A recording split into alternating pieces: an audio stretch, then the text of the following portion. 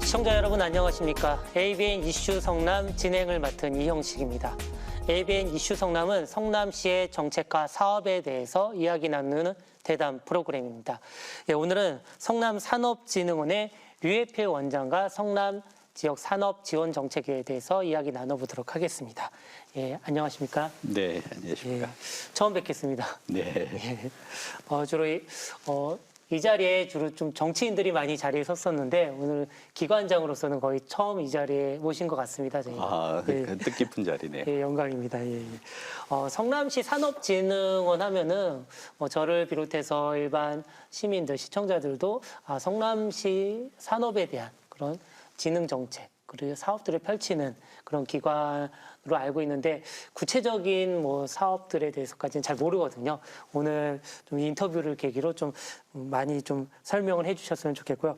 먼저 크게 이제 성남시의 산업 정책은 좀 어떻게 지금 얼개를 짜고 계신지 좀 설명 좀 부탁드리겠습니다. 네, 성남시는 상당히 역동적인 도시입니다. 인구는 94만인데 이동 인구는 250만에 속하고요. 네.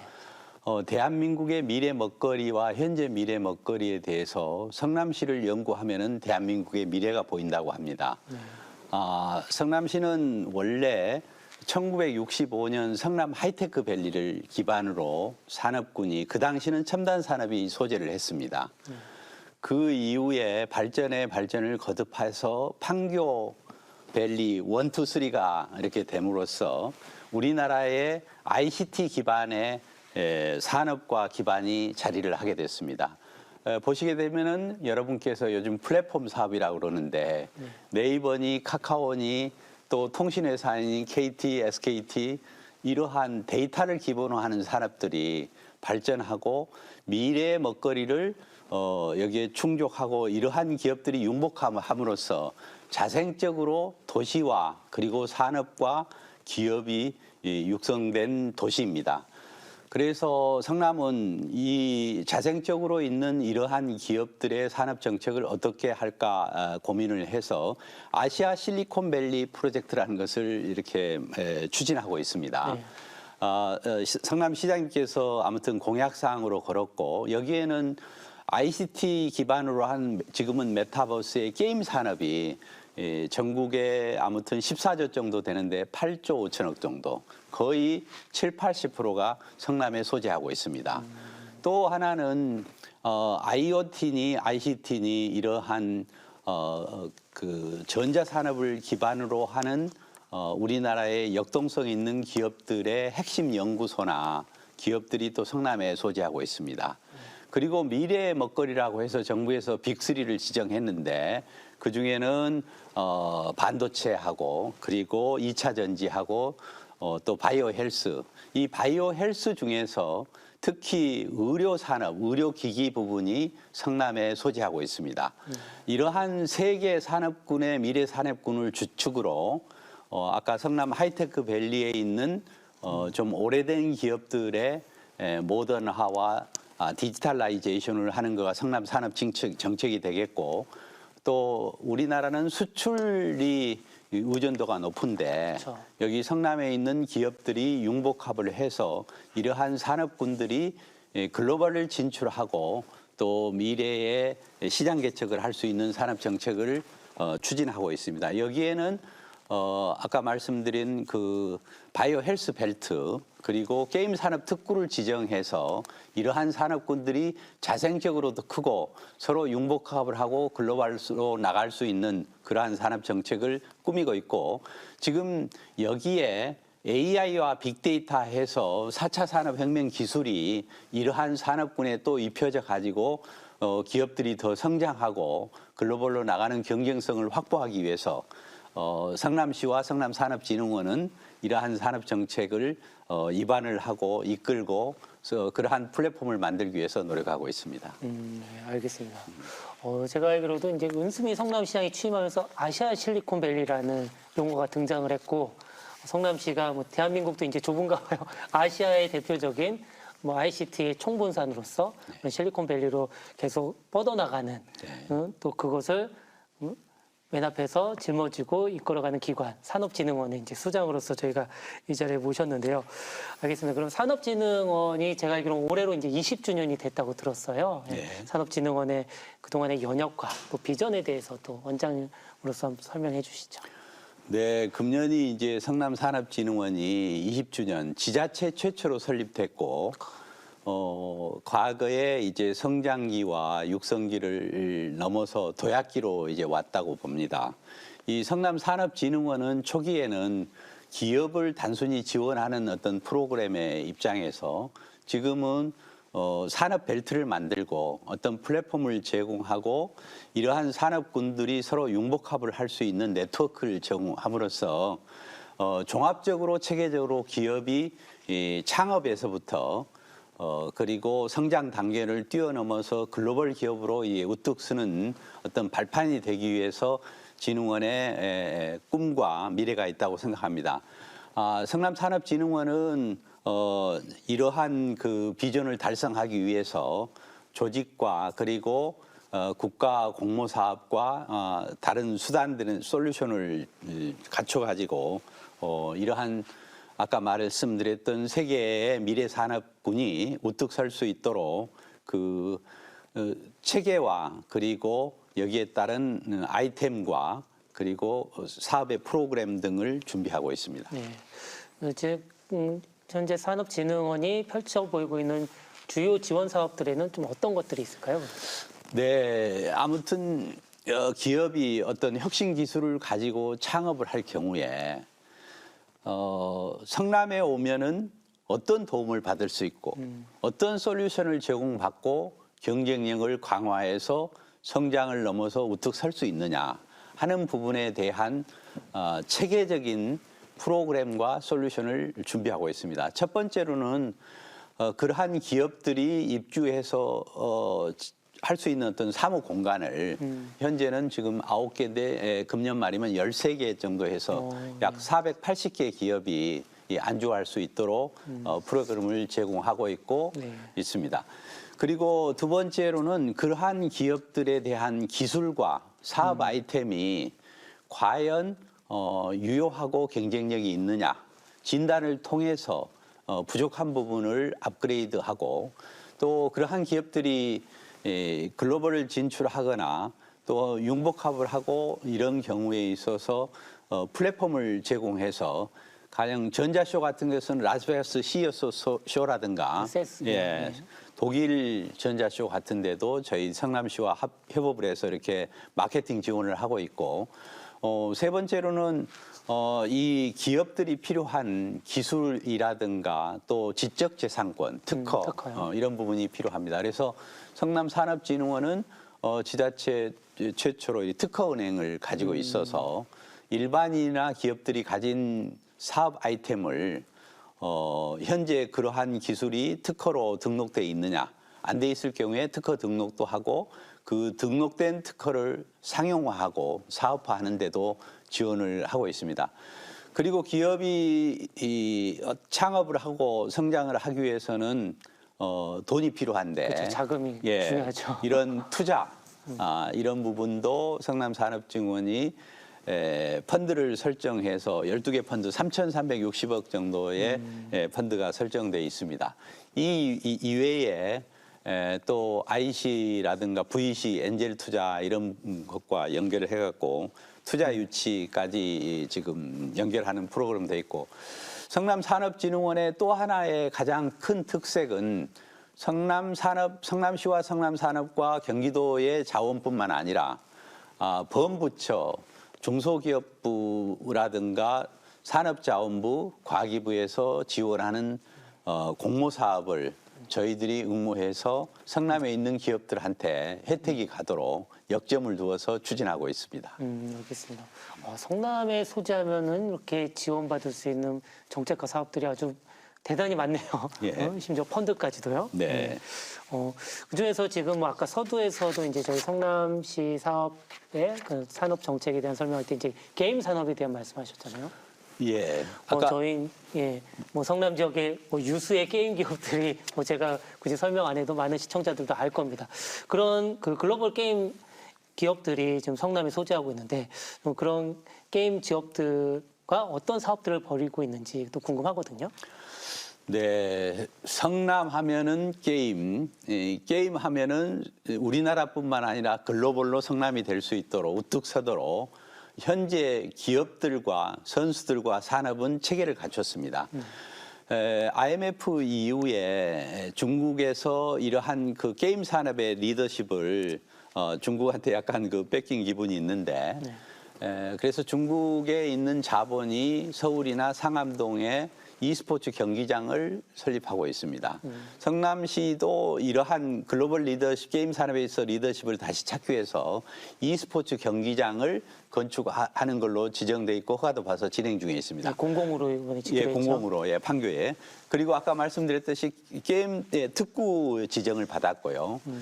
게임 산업의 생태계를 하기 위해서 초중고등학교에 게임의 아마추어 게임 경기라든가 그리고 게임 산업의 독립영화라고 할 수 있는 인디게임 공모전 이런 부분을 지난주에 시행을 했습니다. 그래서 이러한 그 게임의 페스티벌은 국내뿐만 아니라 해외에 있는 유수, 중국, 뭐 인도, 뭐 일본 이런 쪽에 있는 게임 개발자들도 참석하고 게임의 개발자, 게임의 상용자 이것을 퍼블리싱하는 것, 또 투자가 그래서 이 게임 산업의 총체적인 생태계를 성남이 대한민국 하면은 우뚝 할 수 있도록 부산하면 국제영화제, 뭐 부천하면 만화하듯이 게임하면은 성남이고 그 성남의 게임 산업은 우리나라뿐만 아니라 글로벌로 우뚝 서도록 이러한 로드맵과 게임 산업에 대한 육성 지원뿐만 아니라 글로벌 선도 기업의 게임 기업들이 아주 초생적인 이 벤처 게임 산업을 육성하고 발굴하는 서로 상생하는 프로그램까지 그리고 최근에는 게임 힐링 센터까지 개소하게 되었습니다. 알겠습니다. 그리고 그 게임 e스포츠 페스티벌은 성남 산업진흥원이 주관해서 지금 벌써 6년째 하고 있죠. 예, 그렇습니다. 그래서 명실상부한 또 지역 축제로 자리매김을 했는데 방금 그 설명해 주신 내용 중에서 그 e스포츠 경기장에 좀 시선이 쏠리는데요. 제가 알기로는 뭐 넥슨 아레나라든지 이런 민간적인 차원에서 조성된 게 아니라 경기도와 성남시가 공공 재원을 가지고 판교에 조성하는 걸로 알고 있습니다. 네. 앞으로 어떻게 건립이 되고 어떻게 운영하실 계획이신가요? 네, 이 e스포츠 경기장은 지금 그 공모를 통해 가지고 확정이 됐고 이제 부지 허가라든가 인허가 부분이 다 완공돼 있습니다. 네. 그 4층부터 아무튼 여러분께서 지금 코로나 이후에 어떤 모임이나 컨퍼런스를 할 경우에 이 랜섬 그 부분을 아마 TV에서 시청하실 네, 겁니다. 그렇죠. 원형으로 돼 있고 그리고 이 400석 규모의 e스포츠 경기장을 통해서 게임의 경기뿐만 아니라 이러한 글로벌 미팅이나 포럼 또 시민들과 어떤 토론회 해서 그 안쪽이나 밖에 판넬을 통해 가지고 여러 시민들이 의견도 내고 참여할 수 있는 오픈 공간과 글로벌 공간과 그리고 크리에이티브와 상상력을 할 수 있는 첨단의 경기장을 준비 중에 있습니다. 알겠습니다. 뭐 판교 테크노밸리 한복판에 또 이런 멋진 e스포츠 경기장이 들어서는 많은 또 게임 매니아들과 시민들이 지금 기다리고 있는 것 같습니다. 네. 그리고 그 성남 그 게임 힐링 센터에 대해서도 언급을 잠깐 해주셨는데 지난 시간에 이 자리에 출연했던 박광순 시의원도 이 부분에 대해서 많이 힘줘서 얘기를 하더라고요. 네. 이 게임 힐링 센터 어떻게 조성하시게 됐고 앞으로 어떻게 운영하실 계획이신가요? 게임에 대한 건전성과 그리고 이제 학부모님들의 우려 또 여기에 너무 몰입을 해가지고 그렇죠. 과몰입 문제. 예, 과몰입 문제 이런 부분이 있어서 이 문제가 여태까지는 뭐 이 병원 중심으로 또는 뭐 그 어떤 치료라기보다는 진단 중심으로 이렇게 갔는데 저희들이 이 상담도 하고 예방도 하고 또 어떤 놀이 문화나 아니면 재능 체크 이렇게 가볍게 접근할 수 있어서 게임을 하는 당사자뿐만 아니라 학부형들도 이렇게 접근할 수 있게 한국게임문화재단과 성남산업진흥원이 함께 지금 이 힐링센터를 개소를 했고 이러한 프로그램에는 국가적인 참여나 또 다른 병원과의 연계 그리고 어떤 포럼이나 또 학술대회 놀이 이런 걸 통해 가지고 자연스럽게 스포츠화할 수 있는 부분으로 발전하고자 준비를 했습니다. 네, 알겠습니다. 그리고 아까 이제 저희 뭐 판교 테크노밸리를 중심으로 한 여러 가지 저희 성남시의 그런 ICT 산업들 그리고 앞으로 글로벌 산업들에 대한 설명을 해주셨는데 요즘 뭐 미래형 글로벌 성장 산업 이런 표현을 쓰더라고요. 좀 그런 생태계들을 지금 성남시에 이렇게 조성해 나가는 정책과 사업들을 펼치고 계신데 현재 어떻습니까? 그 하나. 네, 아까 그 미래 산업을 잠깐 말씀드렸는데 정부에서 미래 먹거리로 지정된 거가 빅3 해서 이제 메모리 부분보다는 비메모리 부분에 대한 반도체, 그리고 전기차 중심의 2차 전지, 또 이 바이오 헬스 이런 것을 지정을 했습니다. 우리나라의 수출 산업 중에서 유능한 인재가 모여 있는데도 불구하고 글로벌 기업이 부족한 부분이 바이오 헬스 의료 쪽입니다. 그리고 또 하나가 이제 그 금융 쪽에 글로벌 기업들이 없는데 성남에 아까 말씀드렸던 특허의 우리나라 전체 특허의 3분의 1이 성남과 남부권에서 돼 있고 또 이 중에는 지금 말씀드렸던 바이오 헬스 이런 쪽에 ICT 이런 쪽에 특허가 많이 등록되고 있습니다. 여러분께서 지금 코로나19 백신 부분의 생산도 SK 바이오사이언스도 지금 성남에 있고 판교에 있습니다. 판교에 있죠. 그런데 이 바이오 헬스 산업과 건강 산업은 다른 산업에 비해서 창업하고 성장하기가 서너 배가 더 어렵습니다. 규제도 좀. 그 이유는 다른 산업은 기술과 자본이 있어서 시장이 있으면은 이 수익 모델이 될 수 있는데 여기에는 환자가 있어야 되고요. 그리고 임상시험이라는 거가 또 따르고 의사와 병원이 있어야 되고 더구나 국민건강보험과 연계돼야 매출이 일어납니다. 그래서 우리나라의 잠재력은 보건, 헬스, 건강산업의 잠재력은 아주 우수한데 유감스럽게도 이 부분에 있어서의 매출 규모나 현재 글로벌 비중이 아주 낮습니다. 그래서 이 성남을 중심으로 아까 말씀드렸던 게임 산업이 우뚝 서듯이 이 바이오 헬스 그리고 의료 특히 스마트 의료기기 부분은 이 성남이 최적지이고 잠재력이 많다고 생각합니다. 예를 들어서 안압을 찍는 기계가 있는 경우에 이 기계학적으로 찍었을 경우에 영상이 나오는데 이렇게 찍었을 경우에는 이게 녹내장 가능성이 있다. 또 이렇게 영상이 나오는 것은 백내장의 가능성이 있다. 더 심각한 경우는 황반 변성이 있다. 이런 부분을 영상을 통해서 빅데이터와 AI를 하게 되면은 의료진의 수준이 낮더라도 개발도상국가에서는 이 기계를 쓸 수밖에 없습니다. 그래서 이 AI와 빅데이터를 현재 있는 ICT 기업과 이런 바이오 헬스 기업에 입히고 또 지금 백신이라든가 코로나 치료제 이런 부분에 대한 잠재력이 많아서 성남에 이런 기업이 816개가 있습니다. 이 기업들이 자생적으로 기술력을 높이고 AI와 빅데이터를 어떻게 입힐 수 있는가 하는 부분에 있어서는 임상실험에 대한 테스트베드가 필요하고 그러한 의료기기를 사용해서 할 수 있는 훈련센터, 적합성 테스트, 또 뭐 GMP 인증, FDA 인증 이런 여러 가지 과정이 있습니다. 그런 부분을 완스톱으로 지원할 수 있는 그러한 벨트를 K바이오 데이터뱅크와 플랫폼을 만드는 거가 우리 성남 산업진흥원과 성남시의 생태계 조성의 과제가 되고 현재 추진 중인 과업이 되겠습니다. 네, 알겠습니다. 이 코로나 시대를 통해서 더 그런 산업에 대한 필요성들은 증대된 것 같아요.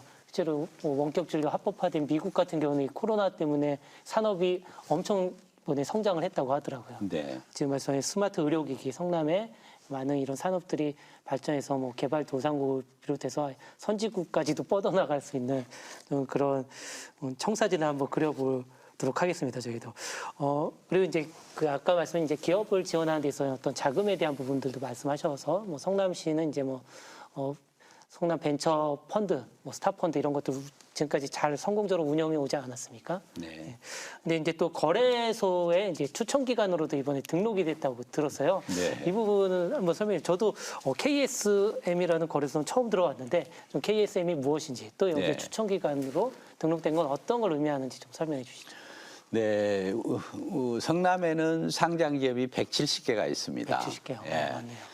그래서 이제 그 상장하는 시장이 코스피라는 시장이 좀 규모가 큰 코스피나 거죠. 코스닥은 저희가 이렇게 그다음에 이제 알고 있죠. 코스닥이 있고 그 밑에 코넥스 시장이 있습니다. 그 밑에 KSM 코리아 스타트업 마켓. 그래서 비상장 회사인데 이건 이제 상장이라기보다는 등록을 하고 비상장 회사를 거래할 수 있는 아주 초기 시장이 되겠습니다. 그래서 성남에서 역동성 있게 길러나는 그 기업군들을 이 한국 거래소에 추천을 해서 거기에 등록이 되게 되면은 그 기업에 투자가 이루어질 수 있는 기회가 되는데 지금은 엔젤이나 VC 벤처 펀드죠. 네. 그러면 이 펀드들은 만료 기간이 있기 때문에 3년에서 5년 정도 투자하고 익시트 말하자면 이제 팔아야 될 그렇죠. 입장에 있습니다. 네.